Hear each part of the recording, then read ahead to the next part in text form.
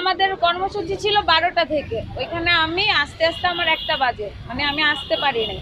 আর আমাকে বলছে তোমার যদি রাজনীতি করতে মন চায় মানে ভার্সিটিতে উঠে করো। আমি বলছি আমার রাজনীতি করার কোনো ইচ্ছা নাই। আর স্কুলে আমাকে দেখা হয়েছে, 2 দিন যাবত ফোন দিচ্ছে, বলতেছে যে একটু স্কুল। আমার বাবার নাম্বারে ফোন দেওয়া হয়েছে, সে ভদ্র মানুষ, স্যার ডাকছে, সে তার যেতে হবে, তো সে গেছে। তারপরে আমাকে কিছুক্ষণ পরে ফোন দেওয়া হয়েছে, আমাকে বলা হয়েছে যে তুমি স্কুলে এসো। আমি গেছি, তো বলছে তোমাদের তো দাবি মেনে নেওয়া হয়েছে, আমাদের নিরাপদ সড়ক আমরা পেয়েছি, আমাদের মনে হচ্ছে না। হ্যাঁ, কিছু বলা হয়েছে, যেমন টপ টেস্ট ওইটা হয়েছে, তারপরে হাফ পাসের কথাটা যেটা আমরা বলেছি, হ্যাঁ পুরোপুরি হয় নাই।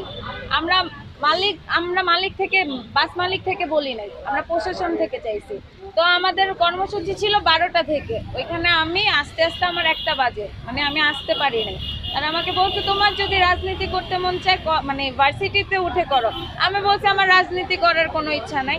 আমাকে বলছে যদি তুমি চাচ্ছ যে তোমার ফ্যামিলির প্রবলেম হোক, এটা আমার প্রধান শিক্ষক বলেছে। স্কুলের নাম হচ্ছে Dakshin Banasree model school and college. এখন তারা বলছে যে তুমি কি চাচ্ছ তোমার ফ্যামিলির কোনো প্রবলেম হোক? অবশ্যই ফ্যামিলির কথা বলে নিজের একটা ভয় করে, নিজের ভয় নাই দেখেই তো রাজপথে নামছে। তো বলতেছে তোমার বাবার পকেটে যদি কোনো পুলিশ মানে গান ঢুকায় দেয়, তখন বলে যে গানটা তার, তাইলে তুমি কি করবা? তোমাকে যদি, তোমার বাবাকে যদি পুলিশ উঠায় নিয়ে যায়, কিছু বলে, তাইলে তুমি কি করবা? তখন আমি বলছি স্যার আমাদের দাবিগুলোতে তো কোনো ভুল নাই, আপনি তো একমত। সে বলছে আমাদের দাবিগুলোতে একমত। তাকে আমি প্রশ্ন করেছিলাম, তাহলে স্যার এটা তো অন্যায়, আমার বাবা তো সন্ত্রাস না, আমার বাবার পকেটে কেন গুলি থাকবে? ঠিক আছে, তখন সে আমাকে বলছে তোমার বয়স হয় নাই ন্যায় অন্যায় বোঝার। ঠিক আছে, সে আমাকে এটা বলছে, আপনারা আমাকে বলেন আমার ন্যায় অন্যায় বোঝার বয়স হয় না, এইটা তো অন্যায়। যদি আমার বাবা তো এমন সন্ত্রাসও না, আমার বাবার পকেটে গুলি থাকারও কথা নাই, অন্য কোনো কিছু থাকারও কথা নাই।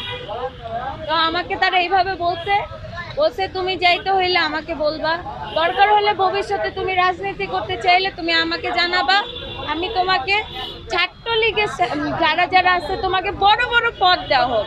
আমার নিজের যোগ্যতা যদি হয়, আমি জানি যদি আপনারা দেখান তারা দেখবে, আমার নিজের যোগ্যতা হলে যদি আমার ইচ্ছা করে রাজনীতি করার, ওটা ভবিষ্যতে, এখন আমার বয়স হয় নাই, এটাই বলার ছিল। আমাকে নিয়ে কোনো কিছু বললে, একটু ফোনটা কাটা, আমাকে নিয়ে কোনো কিছু বললে তো সমস্যা নেই, কিন্তু আমার যখন পরিবারের উপর আসতেছে তখন তো আমার ভয় করারই কথা।